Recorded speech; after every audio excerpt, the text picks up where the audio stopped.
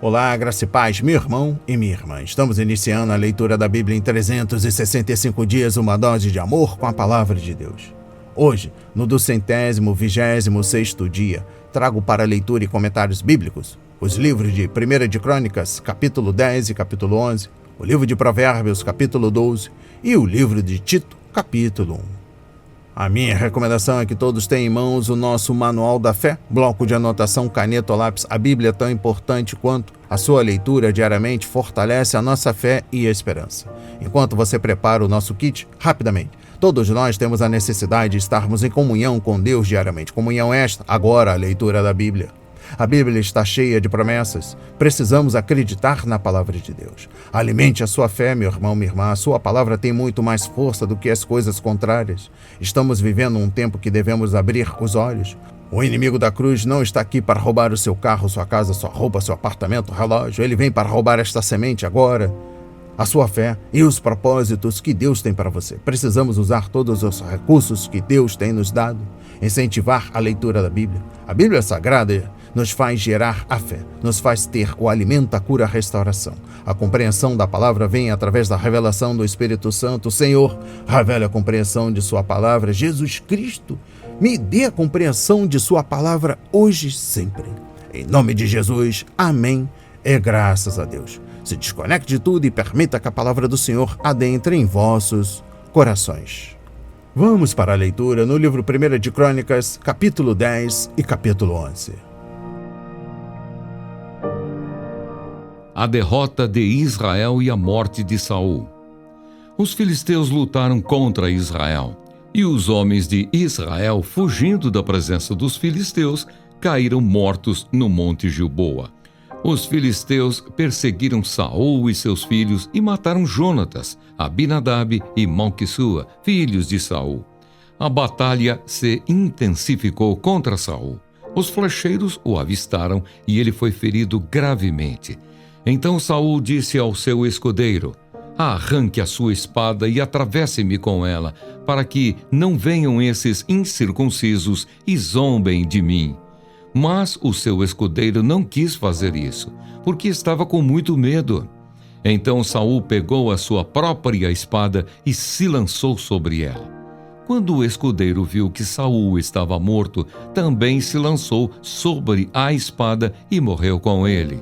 E assim morreram Saul e os seus 3 filhos, e toda a sua casa morreu juntamente com ele. Quando os homens de Israel que estavam no vale viram que o exército de Israel fugiu e que Saul e seus filhos estavam mortos, abandonaram as cidades e fugiram. E vieram os filisteus e habitaram nelas. O sepultamento de Saul. E aconteceu que no dia seguinte, quando os filisteus foram tirar os despojos dos mortos, encontraram Saul e os seus filhos caídos no monte Gilboa. Despojaram os mortos, pegaram a cabeça de Saul e as suas armas, e enviaram mensageiros pela terra dos filisteus ao redor, para levar as boas novas a seus ídolos e ao povo.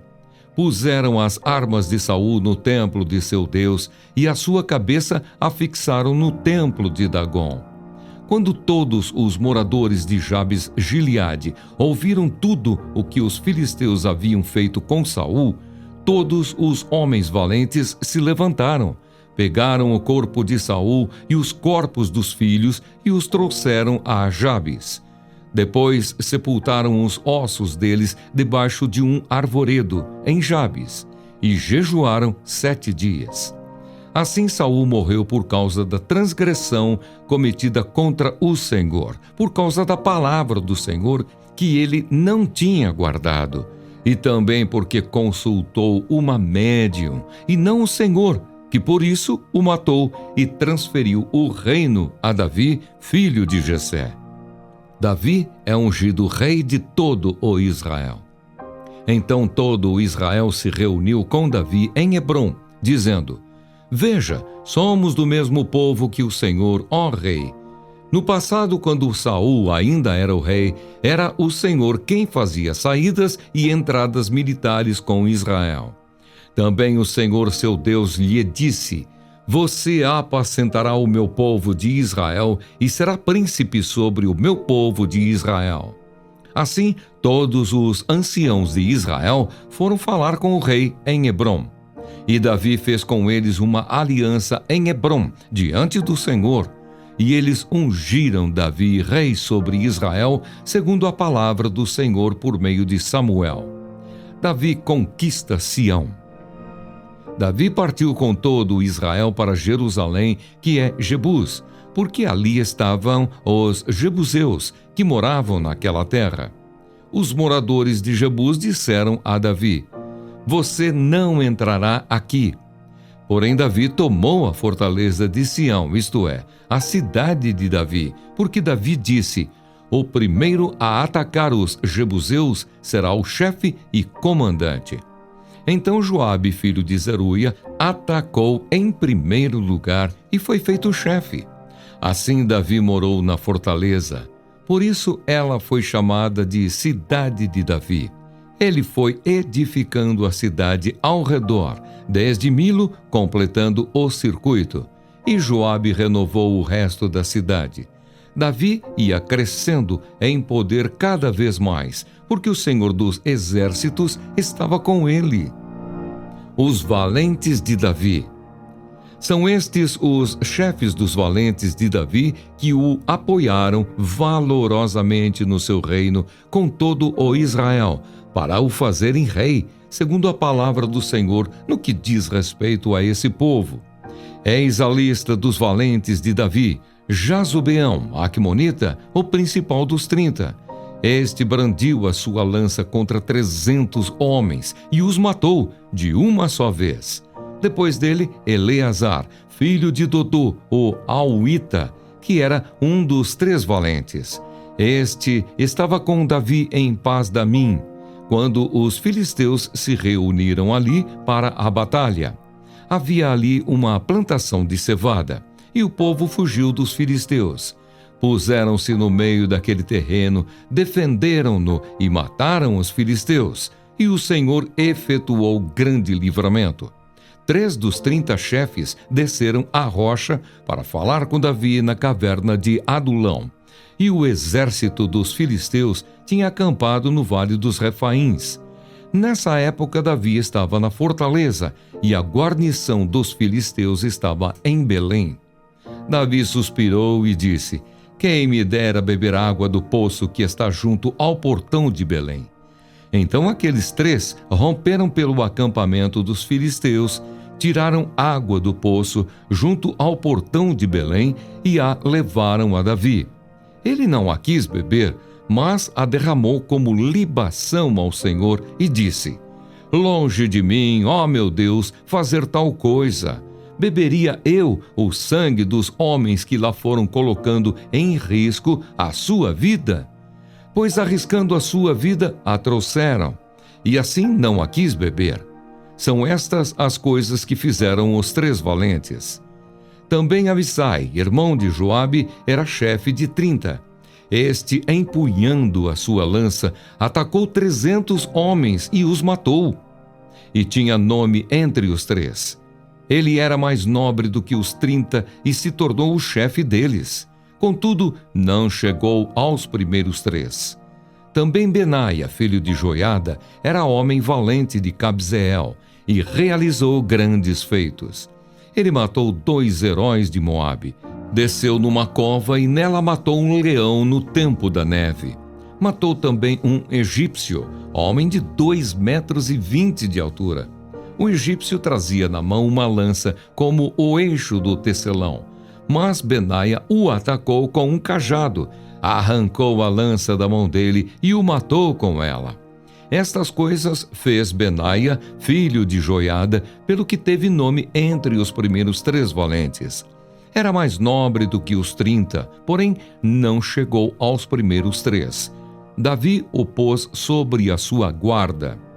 Os heróis dos exércitos foram Azael, irmão de Joabe, Elanã, filho de Dodô, de Belém, Samote, Arorita, Elis, Pelonita, Ira, filho de Iques, Tecoíta, Abiezer, Anatotita, Sibecai, Uzatita, Ilai, Auita, Maarai, Netofatita, Elede, filho de Baaná, Netofatita, Itai, filho de Ribai, de Gibeá, dos filhos de Benjamim, Benaia, Piratonita, Urai, do ribeiro de Gaás, Abiel, Arbatita, Asmavete, Baarumita, Eliaba, Saalbonita, Beneazem, Gizonita, Jonatas, filho de Sage, Ararita, Aião, filho de Sacar, Ararita, Elifal, filho de Ur, Éfer, Mequeratita, Aías, Pelonita, Esro, Carmelita, Naarai, filho de Esbai,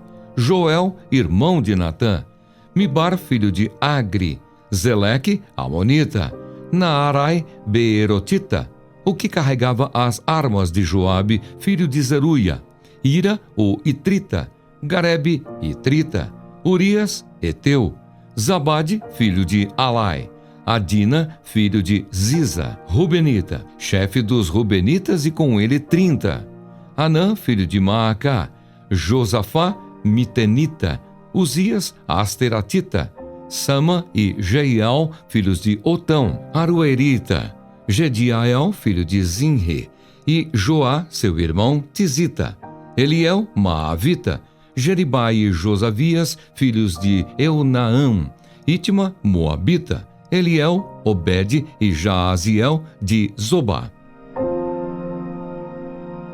Amém. Compreendendo o livro 1 de Crônicas, capítulo 10, exposição bíblica dos versículos 1 a 14. As Escrituras apresentam 3 relatos sobre a morte de Saul e seus filhos. O descrito em 1 de Samuel, capítulo 31, versículos 1 a 13. O relato do mensageiro em 2 de Samuel, capítulo 1, versículos 1 a 10. E o registro aqui em 1 de Crônicas, capítulo 10, versículos 1 a 14. Exposição bíblica dos versículos 4 e 5. De acordo com estes versículos, como também com o relato em 1 de Samuel, capítulo 31, versículos 4 a 5, Saul se matou ao se jogar sobre sua espada. Mas, em 2 de Samuel, capítulo 1, versículo 10, o mensageiro disse que tinha matado Saul para evitar que ele sofresse mais agonia e humilhação. É preciso muito esforço para conciliar estas passagens. Portanto, é possível que o homem estivesse mentindo. Exposição bíblica dos versículos 13 e 14. Esta passagem relata que Deus matou Saul por causa de sua rebelião, especialmente por ter buscado orientação com uma médium. Compreendendo o versículo 14, aqui começamos a perceber que este livro apresentará uma visão diferente dos acontecimentos durante os anos do Reino de Israel. A retrospectiva mais longa do cronista inclui um sentimento mais claro de como Deus estava se movendo por trás dos bastidores, neste caso, dando o reino a Davi, filho de Jessé. Continuando no capítulo 11, exposição bíblica dos versículos 4 a 9. Quando marchou para conquistar Jerusalém, Davi já era rei de Israel, fazia 7 anos. O Senhor provavelmente o guiou de uma maneira especial quando ele escolheu Jerusalém para ser sua capital. Afinal, aquela cidade desempenharia um papel estratégico na realização do grande plano de salvação de Deus. O Senhor prometeu aos judeus que estabeleceria um lugar onde pudesse adorá-lo, conforme Deuteronômio 12, versículos 1 a 7. A igreja agora vê a Jerusalém terrena como uma cidade marcada por conflitos e divisões, mas a Jerusalém celestial é vista pelos cristãos como um símbolo da aliança da graça em Jesus Cristo, referência a Gálatas 4, versículos 21 a 31, e a casa eterna do povo do Senhor, conforme Hebreus 12, versículos 18 a 24 e Apocalipse 21 e 22. Deus pôs seu rei no trono, conforme Salmos 2, versículo 6. Um dia, ele pronunciará em sua ira e juízo aqueles que se opõem a ele e à sua verdade. Exposição bíblica dos versículos 12 a 14. Davi e Eleazar permaneceram firmes diante de todas as adversidades. Embora sozinhos no campo de batalha, lutaram como bravos e o Senhor lhe deu uma vitória. Podemos não nos encontrar numa guerra desse tipo, mas podemos, em quaisquer circunstância, ter a certeza de que Deus e amigos fiéis estarão ao nosso lado. E eu encerro a compreensão do livro 1 de Crônicas, capítulo 11, com a exposição bíblica dos versículos 15 a 19. Estes 3 guerreiros de Davi tinham muita fé e coragem, e o que fizeram foi em resposta a um desejo do coração de seu senhor, não a uma ordem real. Eles conseguiram água porque amavam seu rei e queriam lhe agradar. Que exemplo eles nos dão para servirmos ao Rei dos Reis. Vamos para a leitura no livro de Provérbios, capítulo 12. Quem ama a disciplina ama o conhecimento, mas o que odeia a repreensão é tolo. Quem faz o bem alcança o favor do Senhor, mas aquele que tem más intenções, este o Senhor condena. Ninguém se estabelece pela maldade, mas a raiz dos justos não será removida. A mulher virtuosa é a coroa do seu marido, mas a que envergonha o marido é como podridão nos seus ossos. Os pensamentos dos justos são retos, os conselhos dos ímpios são falsos. As palavras dos ímpios são emboscadas para derramar sangue, mas a boca dos retos salva da morte. Os ímpios são derrubados e desaparecem, mas a casa dos justos permanecerá. Cada um será louvado segundo o seu entendimento, mas quem tem coração perverso será desprezado. Melhor é ser modesto e fazer o seu trabalho do que engrandecer a si mesmo e não ter o que comer. O justo cuida dos seus animais, mas o coração dos ímpios é cruel. O que lavra a sua terra terá pão em abundância, mas quem corre atrás das coisas sem valor não tem juízo. O ímpio quer viver do que caçam os maus, mas a raiz dos justos produz o seu fruto. Os maus se enredam na transgressão daquilo que falam, mas os justos escaparão da angústia. Cada um se farta de bem pelo fruto daquilo que diz, e o que as suas mãos fizerem, isso receberá de volta. O caminho do insensato parece reto aos seus olhos, mas o sábio ouve os conselhos. O insensato mostra logo a sua ira, mas o prudente ignora os insultos. Quem diz a verdade favorece a justiça, mas a testemunha falsa está a serviço da fraude. Palavras precipitadas são como pontas de espada, mas as palavras dos sábios são remédio. Os lábios que falam a verdade permanecem para sempre, mas a língua mentirosa desaparece num instante. Há fraude no coração dos que planejam o mal, mas os que aconselham a paz têm alegria. Nenhuma desgraça sobrevirá ao justo, mas os ímpios o mal os apanhará em cheio. O Senhor detesta lábios mentirosos, mas aqueles que praticam a verdade são o seu prazer. Aquele que é prudente oculta o conhecimento, mas o coração dos insensatos proclama a tolice. O homem esforçado dominará, mas o preguiçoso ficará sujeito a trabalhos forçados. A ansiedade no coração pode abater alguém, mas uma boa palavra traz alegria. O justo serve de guia para o seu companheiro, mas o caminho dos ímpios os leva a andar errantes.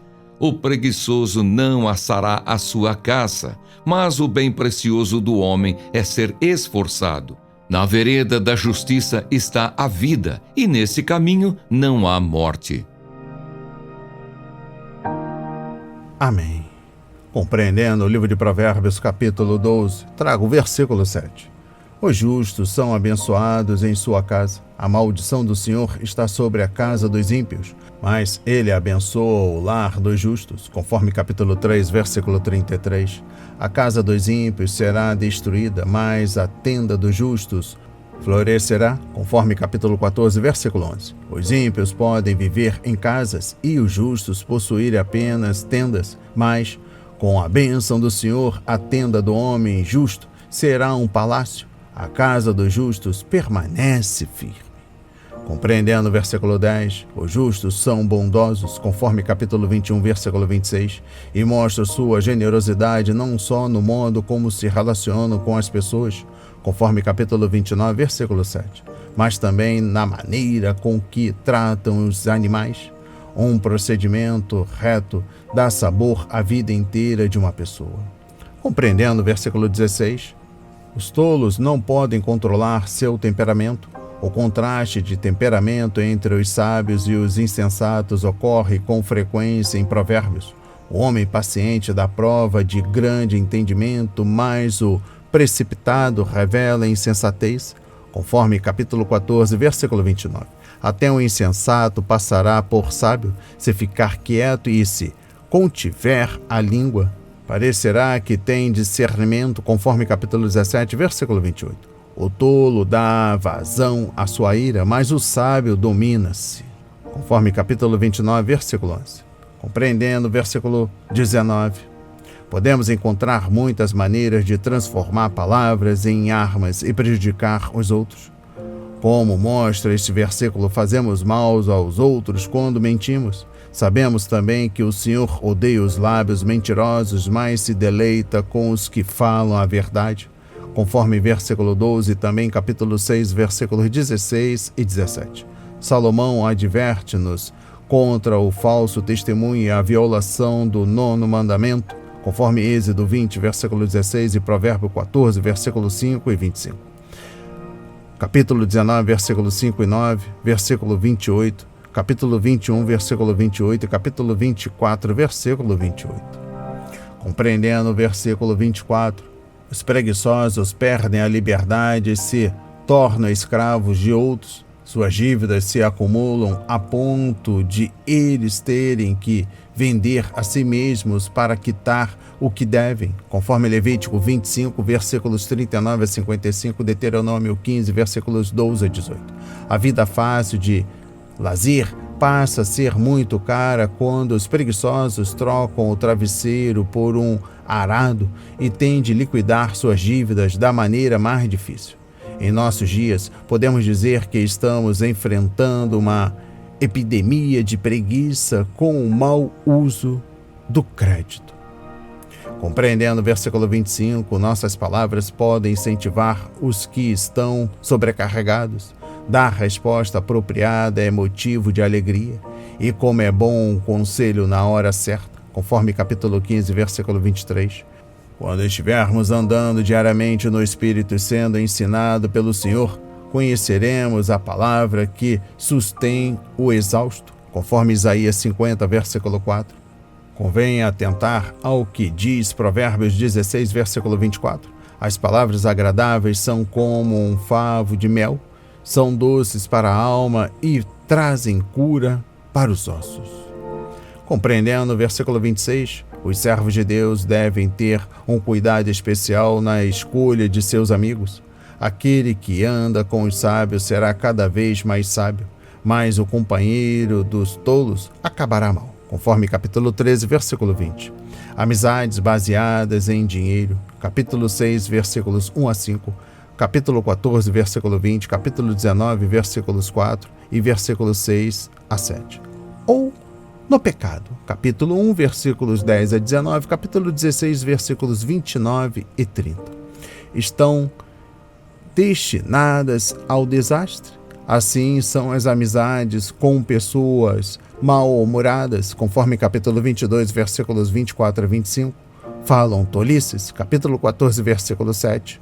Ou se rebelam contra a autoridade, capítulo 24, versículos 21 a 22. Assim como com os desonestos, capítulo 29, versículo 27. Nós, cristãos, precisamos dar atenção a Salmos 1, versículos 1 a 2 e 2 de Coríntios, capítulo 6, versículos 14 a 18, quando decidirmos quem serão nossas companhias na vida. E eu encerro a compreensão do livro de Provérbios, capítulo 12, trago o versículo 28. A expressão no caminho da justiça refere-se à retidão. As palavras hebraicas usadas em Provérbios e traduzidas por justos, justiça, retos e retidão descreve a conduta ética que está de acordo com os padrões de Deus e o caráter moral que vem de um relacionamento correto com o Senhor e sua palavra. A verdadeira justiça, a vida piedosa, não é apenas andar na linha e obedecer às regras, como ensina Jesus no Sermão do Monte. Podemos, aparentemente, obedecer à lei enquanto cultivamos o pecado em nosso íntimo. O simples fato de não matar e não cometer adultério não é suficiente. Não devemos também guardar ódio e alimentar a cobiça em nosso coração. Referência: livro de Mateus, capítulo 5, versículos 21 a 48.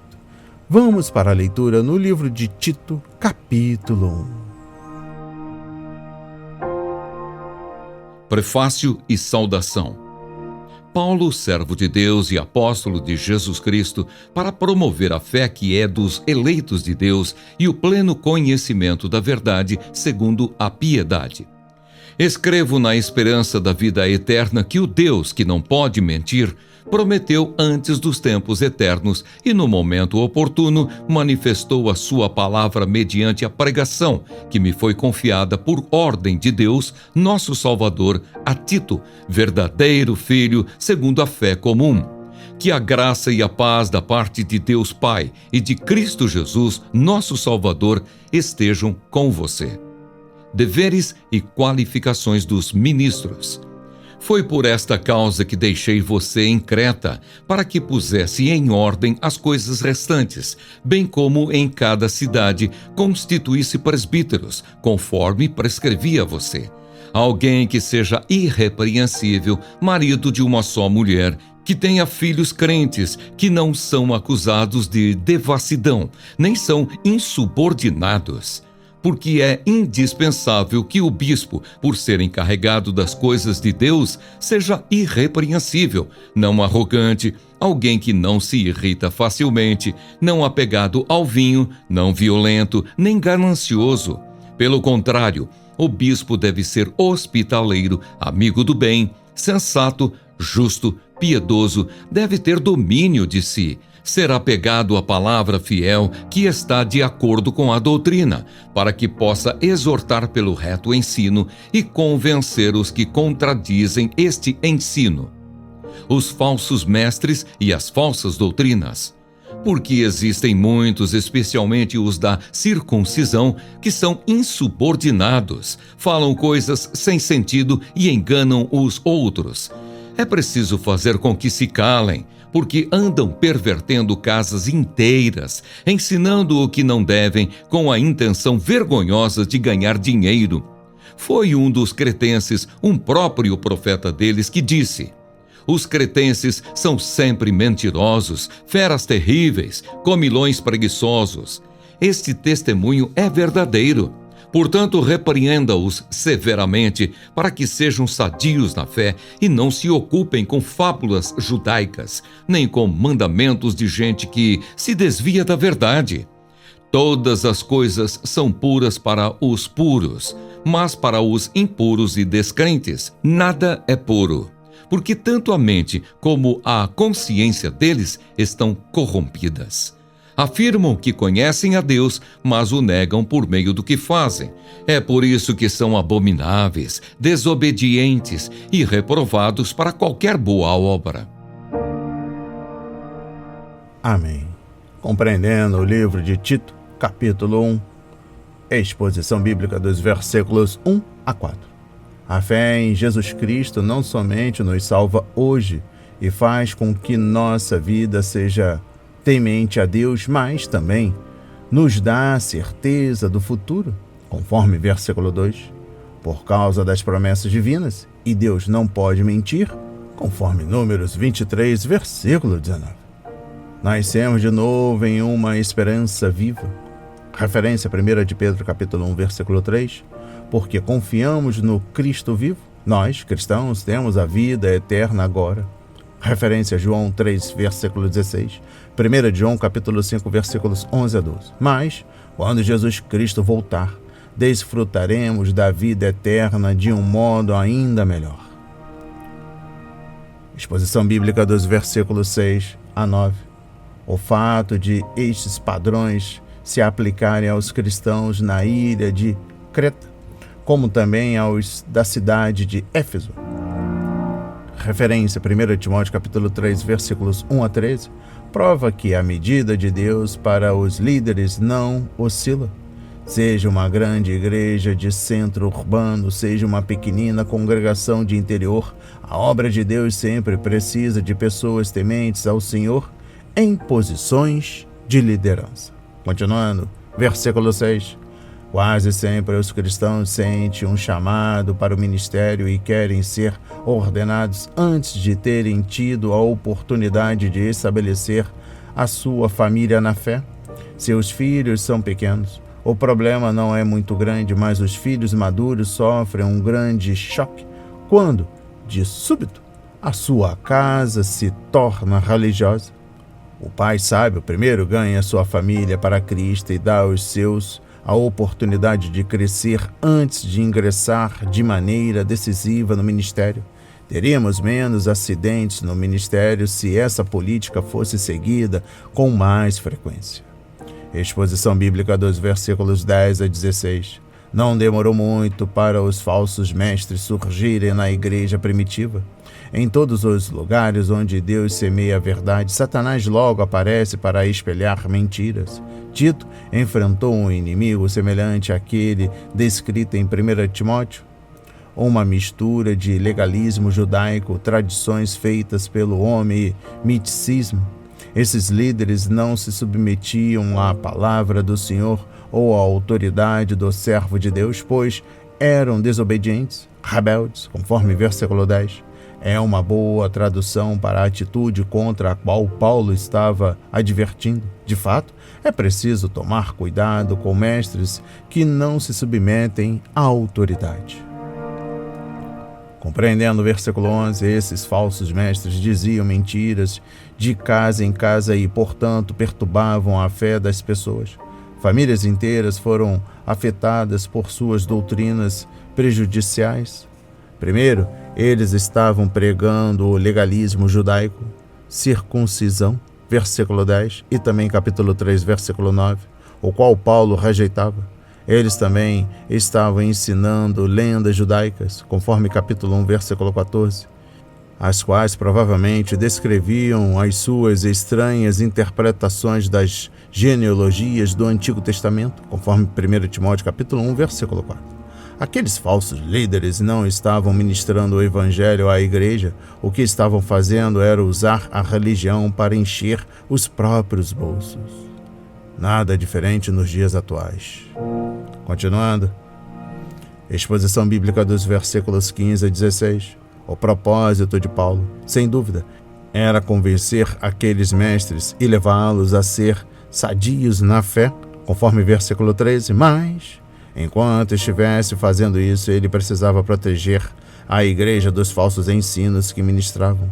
A falsa doutrina é como fermento, ela entra discretamente na massa, cresce rapidamente dentro dela e a influencia de maneira completa. Conforme Gálatas 5, versículo 9, o melhor momento para atacar as falsas doutrinas é no começo, antes que elas tenham a chance de se espalhar. E eu encerro a leitura da Bíblia em 365 dias e também a compreensão do livro de Tito, capítulo 1, com versículo 15. Por trás da cobiça daqueles mestres estavam outro problema. A mente e a consciência deles estavam corrompidas. É isso que acontece quando as pessoas levam uma vida dupla. Externamente, elas impõem respeito, mas no íntimo estão estragadas. Ninguém, de fato, pode servir a dois senhores. O amor ao dinheiro desses enganadores fez com que eles ensinassem falsas doutrinas e levassem uma vida enganosa, e o resultado foi uma consciência corrompida que não os condenava por seus maus atos. Isso é dar mais um passo em direção àquela consciência cauterizada sobre a qual Paulo escreveu para Timóteo. Referência 1 Timóteo capítulo 4, versículo 2. As palavras de hoje foram semeadas para as nossas vidas, para a honra e a glória do Senhor. Receba este alimento diário, não hesite, compartilhe. Deus está interessado na minha e na sua dor. Que Deus nos abençoe.